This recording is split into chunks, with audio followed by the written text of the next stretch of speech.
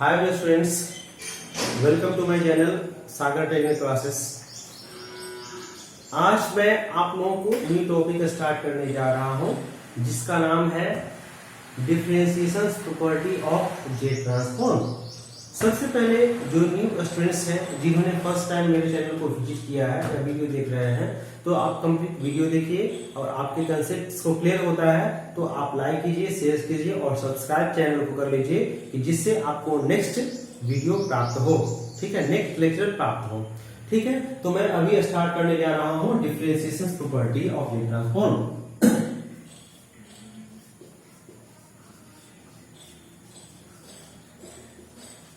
Differentiation property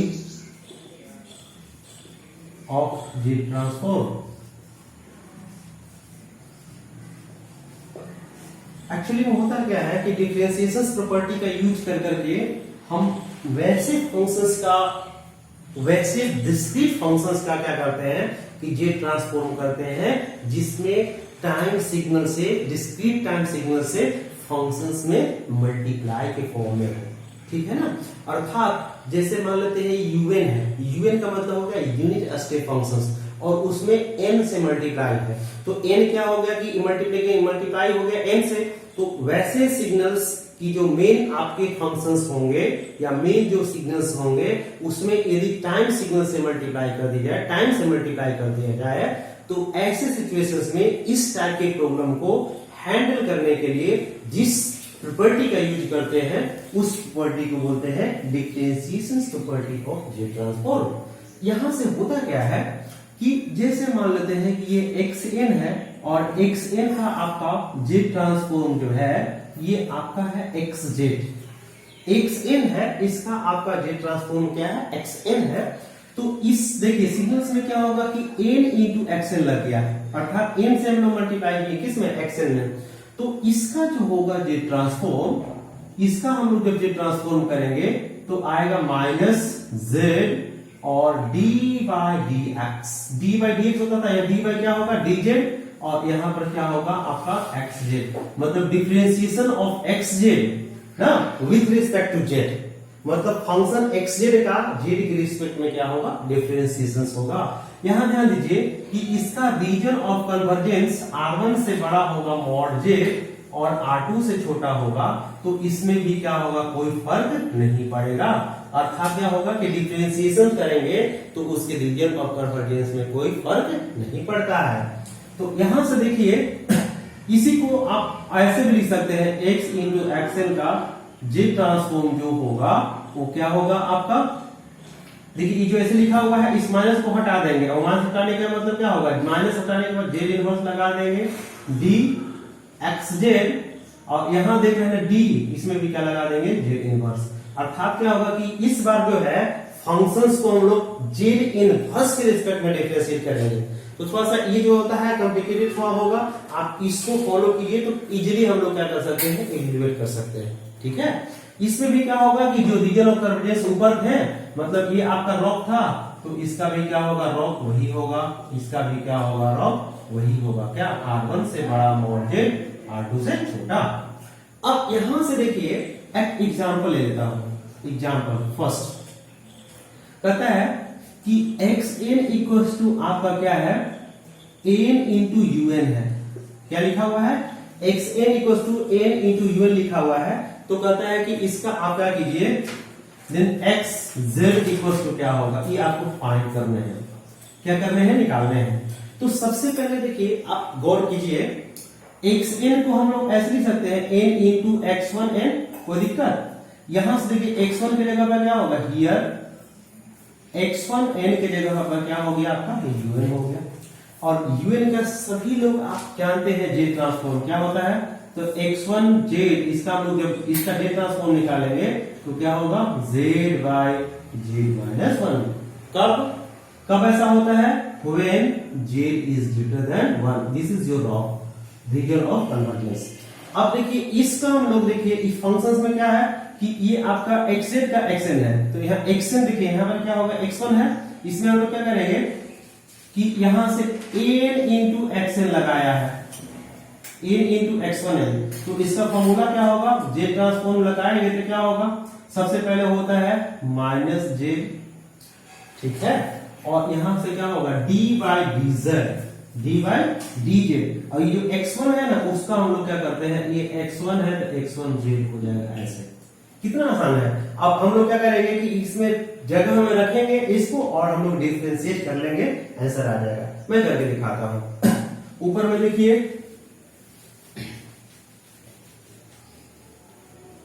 यहां से देखिए, यहां से हम लोग क्या करेंगे, तो यहां n इंटू एक्स एन का जेड ट्रांसफॉर्म जो हो गया वो क्या हो गया आपका एक्स जेड, यही एक्स जेड था, और इसका वैल्यू कितनी है minus Z D by D Z. X Z की जगह x1 जेड की जगह पे क्या है, Z by Z minus one रखिए, Z by Z minus one, और यहां पर क्या होगा mod Z greater than one, ठीक है ना। यहां पर थोड़ा सा फॉर्मूला आता है, देखिए जब आपका y बराबर आपका u बाई v रहे तो डिफरेंशिएशन करते हैं, dy बाई dx निकालते हैं, तो याद है आप लोगों को होगा शायद v स्क्वायर करते हैं, फिर क्या करते हैं v को छोड़ देते हैं du बटा क्या करते हैं dx, और इस बार क्या करेंगे u को छोड़ देंगे dv बटा क्या करेंगे dx। This is the basic formula of differentiations when ना function y in u by v form में, u by v फॉर्म में रहेगा तो ऐसे करते हैं। तो हम लोग क्या करेंगे, इसी प्रिंसिपल्स को यहां अप्लाई कर लेंगे। क्या होगा माइनस जेड, देखिए v की जगह पे क्या है, यहाँ z माइनस वन है तो नीचे लिखाएगा z माइनस वन का होल स्क्वायर। देखिए v की जगह पे छोड़ देंगे हैं तो यहाँ पे क्या होगा z माइनस वन, u की जगह पे क्या है तो dz बाई dz है, माइनस z छोड़ देंगे d बाई क्या करेंगे dz, और यहाँ क्या होगा z माइनस वन। अब यहां से हम लोग करेंगे डिफरेंशिएट तो क्या होगा z, यहाँ लिखाएगा z माइनस वन, z का z रेस्पेक्ट में कितना होता है वन, और यहाँ पर क्या होगा माइनस जेड, इसका वैल्यू कितना होगा वन, और नीचे में होगा आपका जेड माइनस वन का होल स्क्वायर। ये दोनों कट गया, माइनस माइनस क्या होगा प्लस, तो जेड बाई क्या होगा जेड माइनस वन का होल स्क्वायर, ठीक है ना। तो ये देख रहे हैं कितना आसान है। तो इसको हम लोग क्या कर सकते हैं, इजीली इवेलुएट किए, ठीक है ना। इसमें किसी तरह का डाउट है आप लोगों को, डाउट तो हो ही नहीं चाहिए, ठीक है। इसमें आप लोग क्या कर सकते हैं कि एकदम आराम से कर सकते हैं। एक चीज सोचने वाली बात यह है कि इसका जो रॉक था वही इसका रॉक होगा, अर्थात इसका हम लोग रियल कन्वर्जेंस निकाले थे तो मॉड जेड ग्रेटर देन क्या होगा one. This is your rock, rock का मतलब हो गया रियल ऑफ कन्वर्जेंस, ठीक है ना। तो यहां से हम लोग समझ गए। क्वेश्चन नंबर 2 में लेता हूं, वेरी इजी, वो भी जो है बहुत ही आसान है, थोड़ा सा दिमाग लगाने वाली बात है। कैसे, जैसे क्वेश्चन कहता है क्वेश्चन 2, जैसे है आपको xn इक्वल टू लिखा हुआ है n into A to the power n into un। तो सबसे पहले देखिए ये जो है इसको हम लोग एक अलग फंक्शन हो गया, अब यहाँ n का मतलब हो गया कि ये फॉर्मूला लगाएंगे तो इसको हम लोग लिख सकते हैं ऐसे, क्या n इंटू x1 n कर सकते हैं। तो यहां से देखिए ये आपका क्या होगा कि xn का आप इसको भी आराम से निकाल सकते हैं, मेथड से भी हम लोग कॉल करेंगे।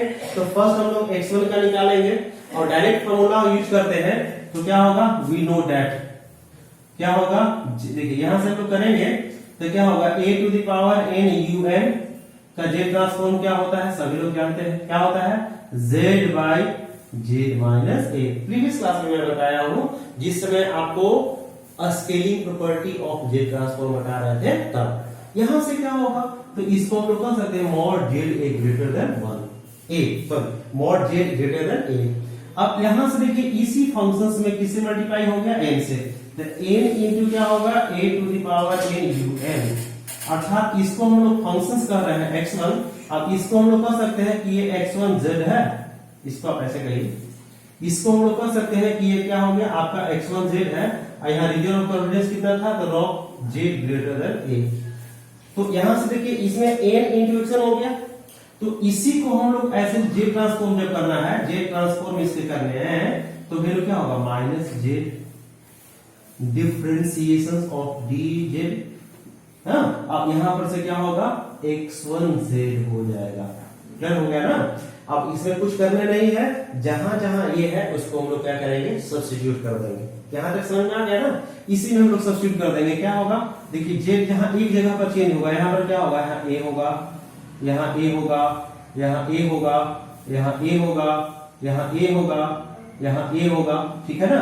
अब आप बताइए कि यहां पर से क्या आ जाएगा, ए आ गया। लेकिन एक चीज और ध्यान देने की बात है, यहाँ क्या हो गया, ए। तो देख रहे हैं ना, कुछ हमने नहीं किया, बस क्या किया कि इस फंक्शंस में इसका जो नेक्स्ट स्टेप है वो क्या होगा, माइनस जेड डी बाई क्या हो गया, dz।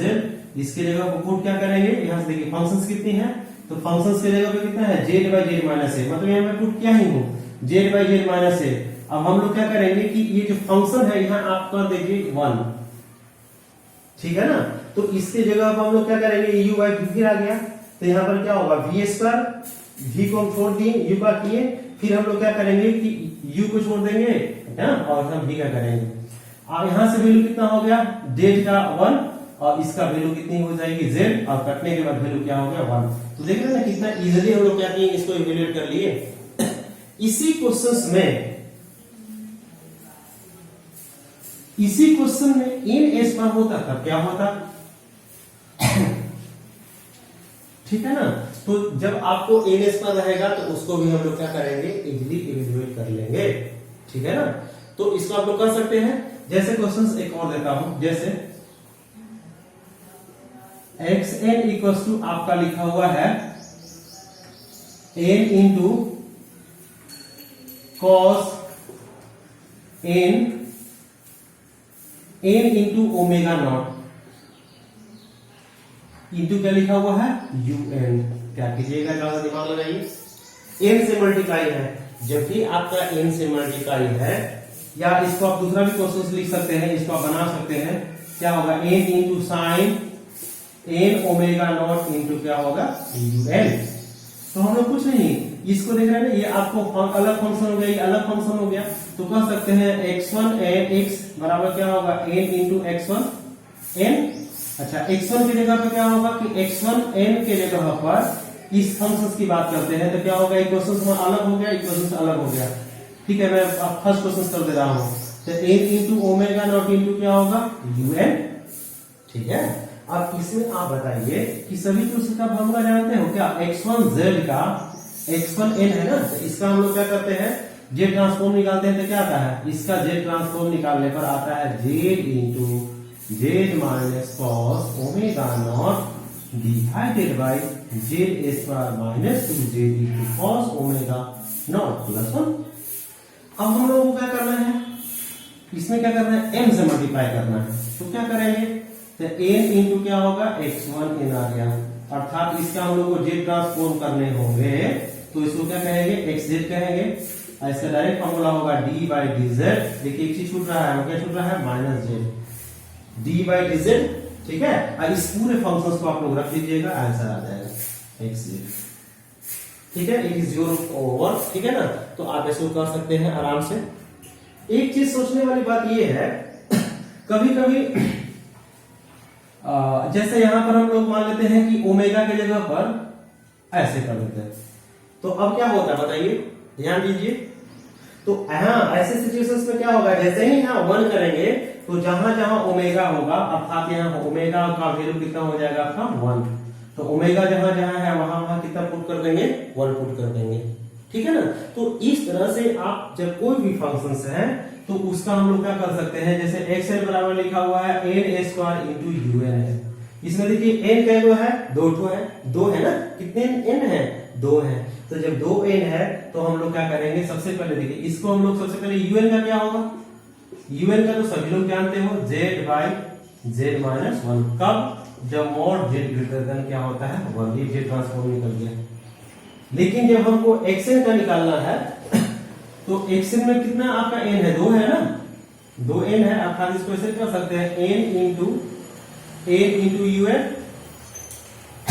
अब हम पहले n इंटू un का निकाल रहे हैं, कितना निकाल रहे हैं, n इंटू un का, तो क्या होगा n इंटू un का जब हम लोग z ट्रांसफॉर्म निकालेंगे तो आप लोग बताइए क्या होगा, क्या होगा, माइनस z d बाई क्या हो गया z। अब इसमें देखिए यहाँ पर क्या होगा कि इसमें क्या होगा, ये जो फंक्शन है ना, सपोज इसको हम लोग सपोज ये छोटा वाला जो है इसको आप x1n मान लेते हैं, तो यहां से इसको हटाइए,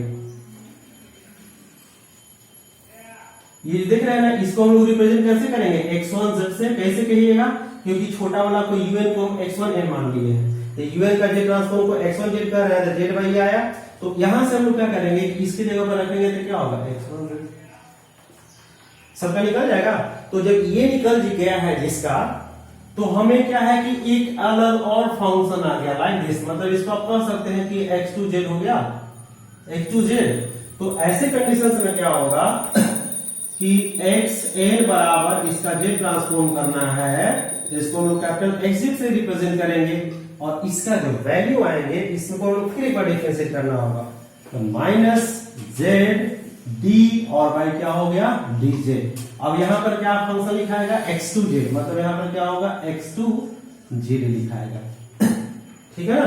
अब x2 की जगह पर क्या हो गया कि ये जो वैल्यू आया है, दिस इज योर क्या हो गया, x2z, ठीक है ना। इस x2 को यहां पुट कर लेंगे तो वैल्यू कितना आ जाएगा, माइनस जे इंटू, देखिए इसको हम ला करके यहां पुट कर रहे हैं, तो d और बाई क्या हो गया, dz, ठीक है ना। शुरू में क्या लगा हुआ है, माइनस जे, देखिए डी बाई dz है ना। अब यहाँ x2 की जगह पे जब हम पुट करेंगे तो यहाँ पर क्या होगा, माइनस जे इंटू x1z, और नीचे में क्या होगा आपका, बोलिए, dz। ये आपका हो गया आंसर। अब हम लोग क्या करेंगे कि इसी में पुट करेंगे, आपका क्या होगा, वैल्यू आराम से निकल जाएगा, ठीक है ना। तो ये आपका क्या हो गया, इजी वे हो गया, जिससे हम लोग a स्क्वायर का भी निकाल सकते हैं। जैसे मैं आपको कर देता हूं, आप चाहोगे तो आराम से कर सकते हैं, कोई दिक्कत नहीं है। एक दो लाइन लगेंगे, दो स्टेप।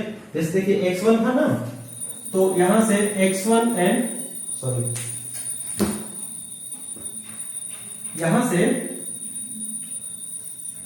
x1n था ना, x1n की जगह पर क्या था, un था, ठीक है ना। तो x1n का क्या होगा, x1 जब हम लोग x का करेंगे तो z हो जाएगा 1, और बराबर क्या होगा, z बाय z माइनस 1 का मॉड z ग्रेटर देन 1।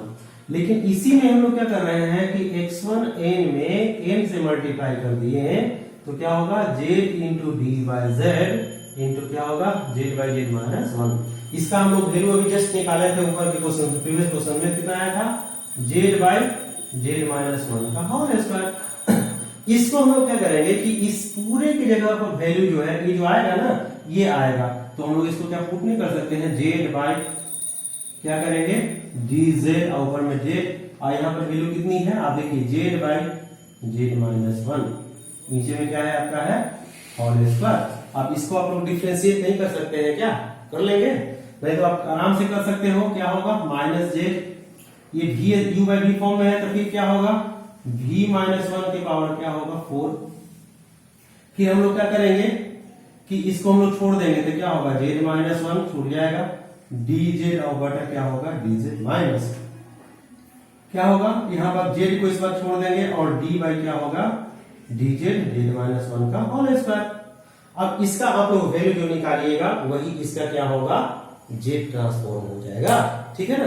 तो इससे आप तरफ से आप क्या कर सकते हैं कि z ट्रांसफॉर्म जो है, जब कोई भी आपका फंक्शंस में n से मल्टीप्लाई हो, अर्थात n का मतलब हो गया डिस्क्रीट टाइम सिग्नल्स, तो ऐसे सिचुएशंस में आप इजीली क्या कर सकते हैं, differentiation property of z transform को लगा करके इवैल्यूएट कर सकते हैं, ठीक है। अभी मैं क्लास को स्टॉप करने जा रहा हूं, और जो नए स्टूडेंट्स हैं, आपको अच्छा वीडियो लगे तो आप इसको लाइक कीजिए, सब्सक्राइब कीजिए, और बेल बटन को दबा करके दबाइए, जिससे लेटेस्ट आपको ऑल लेक्चर प्राप्त हो। धन्यवाद।